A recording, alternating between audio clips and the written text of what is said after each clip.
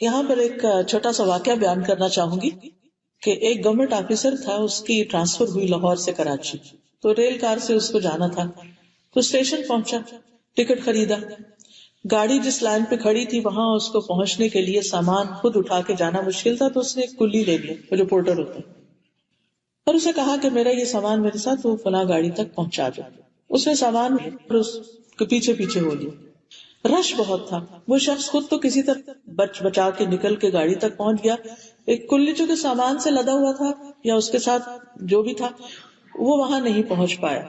اب ہوا یہ کہ اتنی دیر میں گاڑی کے چلنے کے لیے وسل ہو گئی، اب اس شخص کی ٹرین مس ہو گئی۔ اب اگر وہ اس پہ جاتا تو سامان پیچھے رہ جاتا، اور اگر رکتا ہے تو ٹرین جاتی، بہرحال اس نے ٹرین کو جانے دیا۔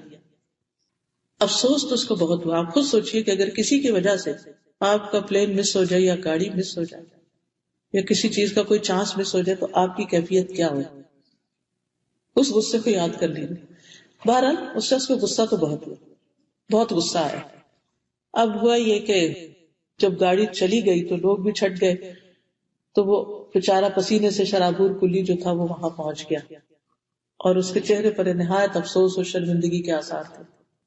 وہ کہنے لگا مجھے معاف کر دیں، میں نے وقت پہ پہنچنے کی بہت کوشش کی لیکن بھیڑ زیادہ ہونے کی وجہ سے میں نہیں پہنچ سکا۔ اب یہ صاحب غصے میں تو بہت تھے لیکن سوچنے لگے کہ گاڑی تو ویسے ہی چلی گئی، مس ہو گئی، اب اگر میں کلی کو قتل بھی کر دوں تو گاڑی واپس نہیں آئے گی، میں جا تو سکتا نہیں، لہذا غصہ ہونے کا تو کوئی فائدہ نہیں۔ کوئی بات نہیں، اللہ کو ایسے ہی منظور تھا، ایسے ہی ہونا تھا، اور اللہ کی مرضی کے آگے انسان کیا کر سکتا ہے، چلو آج نہیں کل چلا جاؤں گا۔ تو یہ سوچتے ہی اس نے پیار سے مسکرا کے کلی کو کہا کوئی بات نہیں۔ اب یہ بات سنتے ہی کہ ایک آفیسر جو ہے وہ کہہ رہا ہے کوئی بات نہیں، ٹرین مس کر دی اور کوئی بات نہیں، اور جواباً مسکرا بھی رہا ہے، تو اس کے چہرے پر ایک بشاشت سے آ گئی، اس کی چمک آ گئی اس کی آنکھوں میں۔ اس نے سامان اٹھا کر کہا لائے میں آپ کا سامان اٹھا لیتا ہوں اور قریبی ریسٹ ہاؤس میں آپ کو پہنچا دیتا۔ بہرحال وہ سامان لے کر آیا، اس نے سامان رکھا۔ اب اس شخص کو پتا تھا کہ اس شخص نے کل اسی وقت ٹرین پر جانا ہے۔ اگلے دن اس نے کیا کیا کہ وقت سے پہلے ان کی بکنگ کروا دی ٹرین کی، اور سامان لینے کے لیے آ گیا، اور سامان اٹھایا اور پلیٹ فارم پہ آ گیا۔ اب جب پلیٹ فارم پہ آیا تو صاحب نے کچھ پیسے دینا چاہے، تو کلی نے کہا کہ میں ہرگز بھی پیسے نہیں لوں گا، میری غلطی کی وجہ سے آپ کی ٹرین مس ہوئی تھی، میں نے بڑی کوشش کی کہ یعنی کہ آپ کے اس نقصان کا کچھ بدلہ دے سکوں، تو میں نہ ٹکٹ کے پیسے لوں گا اور نہ ہی سامان اٹھانے کے، بس یہ میری طرف سے آپ کے لیے گفٹ ہے۔ اب وہ شخص بھی بہت مصر تھے کہ کم از کم یہ شخص ٹرین کا کرایہ تو لے لے، اگر سامان اٹھانے کا نہیں بھی اجرت دیتا۔ تو اس نے کہا کہ نہیں، مجھے آپ سے کچھ نہیں لینا، آپ اگر مجھے کچھ نہیں دیں گے تو مجھے زیادہ خوشی ہوگی، یعنی وہ میری گلٹ اندر سے ختم ہو جائے گی کہ میری وجہ سے آپ کو تکلیف ہوئی۔ بہرحال کلی نے ان کو گاڑی میں بٹھایا اور خود کھڑکی کے پاس باہر آ کر کھڑا ہو گیا، گپ شپ لگانے لگا اور باتیں کرنے لگا، اور بہت احسان مند نظروں سے بار بار وہ دیکھ رہے تھے وہ شخص اس کو، یعنی وہ بھی محبت سے دیکھ رہے تھے۔ گاڑی سٹارٹ ہوئی تو وہ بھی ساتھ آہستہ آہستہ چلتا، وہ باتیں کرتا رہا، اور پھر جب گاڑی نظروں سے اوجھل ہونے کی تو بہت محبت سے اس نے ہاتھ ہلا کر ان کو سیاہ کیا۔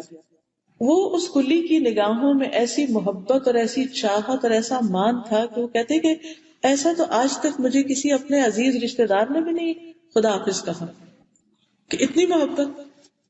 بہرحال ٹرین چلی گئی تو کلی نے کہا کہ اچھا میں ذرا ناشتہ کر لوں، تو ناشتے کے لیے جب اس نے جیب میں پیسے ڈالے تو 3000 روپے وہاں۔ سوچا کہ یہ کیا؟ تو ہوا یہ کہ وہ بات چیت کے دوران غیر محسوس طریقے سے انہوں نے وہ پیسے کسی طرح اس کی جیب میں ڈال دیے۔ اور آپ دیکھیے کہ اس کلی میں غریب انسان تھا، آسمان کی طرف نگاہ اٹھائی، ہاتھ اٹھائے اور اس صاحب کے لیے بہت سی دعا دی اور اللہ کا شکر ادا کیا۔ اور پھر ان صاحب نے 20 سال بعد اپنی ڈائری نکالی تو اس میں انہوں نے لکھا ہوا پایا کہ کلی کی وجہ سے لیٹ ہونے کا جو غم تھا وہ تو رات کو ہی ختم ہو گیا، لیکن اس کی محبت بھری الوداعی نظر آج 20 سال گزر جانے کے بعد بھی میرے دل کو ٹھنڈا کر دیتی، یعنی وہ نگاہوں کی محبت۔ مجھے ٹرین لیٹ ہونے کا غم اور افسوس نہیں، افسوس اس بات کا کہ میں ایک محبت کرنے والا انسان وہاں چھوڑ آیا۔ اب دیکھیے کہ یہ بندہ گالیاں دے کر بھی اپنا غصہ نکال سکتا تھا، اور اس کا غصہ شاید بجا بھی ہوتا اور کلی سن کے چلا جاتا، اور وہ بھی بےچارا دل برا کر کے، ایک تو یہ لیٹ ہونے کا غم اور اوپر سے گالیوں کا. لیکن اس شخص نے جو معاف کیا تو معاف کرنے کا نتیجہ کیا نکلا؟ کلی بھی خوش، صاحب بھی خوش، اور دونوں ایک دوسرے کو دعائیں دے رہے ہیں. تو یہی سچویشن ہمارے ساتھ بھی کہیں نہ کہیں پیش آتی رہتی. بعض چیزیں ایسی ہو جاتی ہیں کہ جن کو ہم ساری زندگی پہ لگا کے الٹا نہیں سکتے. مثلا بچے سے برتن ٹوٹ گیا، بعض اوقات بہت ہی آپ کو کوئی عزیز پیاری چیز ٹوٹ جاتی، اس وقت اپنے آپ کو کنٹرول کرنا بڑا مشکل ہوتا ہے. لیکن میں نے خود پرسنلی اس کا تجربہ کیا کہ جب میری کسی ہیلپر سے کبھی کچن میں کوئی برتن ٹوٹا یا کوئی اور نقصان ہوا، تو میں نے اپنے سے وعدہ کیا ہوا تھا کہ نقصان جو ہو گیا وہ واپس نہیں آ سکتا، اور بعض اوقات ایسے لوگوں کے ہاتھوں نقصان ہوتا ہے کہ وہ بےچارے اس کو بھر بھی نہیں سکتے، تو میں اس پر غصہ نہیں کروں. اور یقین مانے کہ غصہ آنے کے باوجود جب میں نے اس پر کنٹرول کیا تو اس معاف کرنے اور اس مسکرانے سے اس شخص کے کام کرنے کی رفتار اور خیر خواہی اور محبت اور جان ماری کئی گنا بڑھ گئی. وفاداری. عید آ رہی ہے، گھر نہیں جا رہی، نہیں آپ کے ساتھ عید کرنی. حج سے واپس آئی ہیں، نہیں آپ سفر پہ جا رہی ہیں، میں پہلے گھر نہیں جاؤں گی، آپ کے ساتھ ہی ویک گزاروں گی. حج سے آتے ہیں تو آپ دیکھیے دل ہوتا ہے جلدی سے سب کو ملے. وہ بچی پورا ایک ہفتہ میرے ساتھ رہ کر پھر گھر گئی. یہ محبت کہاں سے آئی؟ اگر ایک دوسرے کو ہر وقت سکولڈ کرتے رہے، غلطیاں تو ہر دم ہم سے بھی ہوتی ہیں، ان سے بھی ہوتی ہیں، اور چھوٹی چھوٹی بات پہ جرا کرتے رہے اور بحث کرتے رہے اور چھوٹی چھوٹی چیزوں میں انٹرفیئر کرتے رہے، تو آپ خود سوچئے کہ یہ محبتیں تو نہیں ملتی نا، یہ وفاداریاں تو نہیں ملتی، یہ کسی کی خیر خواہی تو نہیں ملتی، مشکل وقت میں کوئی ایسے ہی تو نہیں کام آ جاتا. اور وہ جو برتن ٹوٹ چکے ہوتے یاد بھی نہیں، پتہ نہیں کون کون سا ٹوٹا تھا، اس سے بہتر آ جاتے، اس سے اچھی چیزیں آ جاتی. ہوتا یہ ہے کہ انسانوں کی بجائے چیزوں سے ہماری ایموشنل اٹیچمنٹ زیادہ ہوتی ہے. یہ فلاں چیز تو میرے فلاں موقع پر شادی پہ کسی نے گفٹ کی تھی تو مجھے بڑی عزیز تھی، خواہ اس کی دھیلے برا کچھ بھی قیمت نہ ہو، بس صرف ایموشنل اٹیچمنٹ.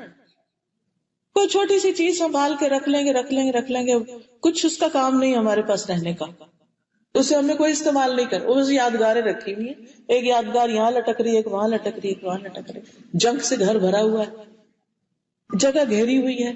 لیکن ہم ہیں کہ اپنے دلوں سے ان چیزوں کی، مادی چیزوں کی محبت نکال ہی نہیں پا رہے. نتیجہ کیا ہے؟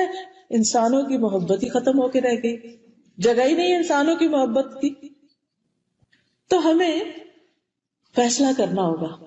ایک معصوم بچہ، اپنے بچے جب غلطی کرتے، کوئی چیز خراب کر دیتے، کوئی توڑ دیتے، کچھ گڑبڑ کر دیتے، تو رک کے ضرور سوچا کرے کہ کیا ان کو مار کے یا ان کو ڈانٹ کے یا ان کے ساتھ سخت یا چیخ چلا کے یا کچھ بھی کر کے کیا وہ سب کچھ واپس ہو جائے گا؟